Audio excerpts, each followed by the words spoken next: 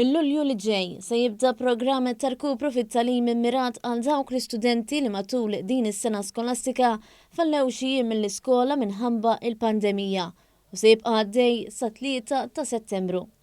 L-istudenti se jkunu jistgħu jattendu b'mod fiżiku f'numru ta' skejjel kif ukoll b'mod virtwali 4 ijiem fil-ġimgħa mit-8:30 ta' filgħodu sa nofsinhar.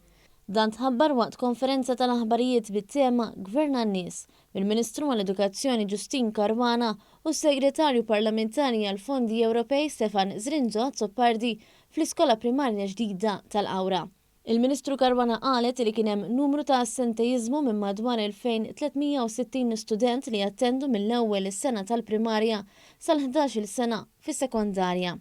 Infatti kien hemm 1190 student tal-primarja, 402 studenti li jattendu skejjel medji u 768 student tas-sekondarja.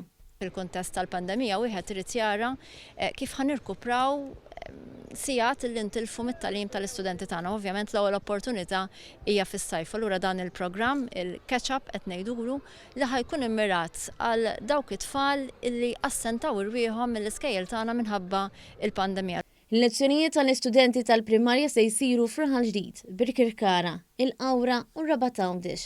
Fil-waqt l-istudenti medji u sekondarji se jattendu għal lezzjonijiet f'Santa Luċija, l-Imrieħel, il-Mosta u l-Iskola Sekondarja f'Għawdex. L-istudenti kollha jistgħu jattendu għal lezzjonijiet b'mod virtwali wkoll.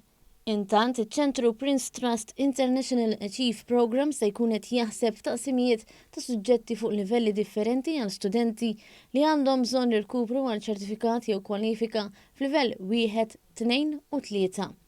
Is-Segretarju Parlamentari Zrinzo Azzopardi tenna li dan il-programm qed isir b'investiment fl-edukazzjoni mill-Fond Soċjali Ewropew.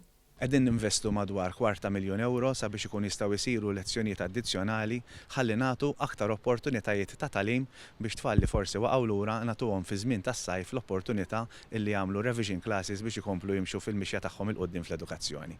Dan l-investiment qed isir b'mod addizzjonali mal-budget għal din is-sena kif ukoll investiment ta' €30 miljun oħra sabiex iddaħħlu l-miżuri kollha fl-istituzzjonijiet edukattivi kollha bħala prevenzjoni waqt il-pandemija sabiex l-iskejjel setgħu jibqgħu miftuħin.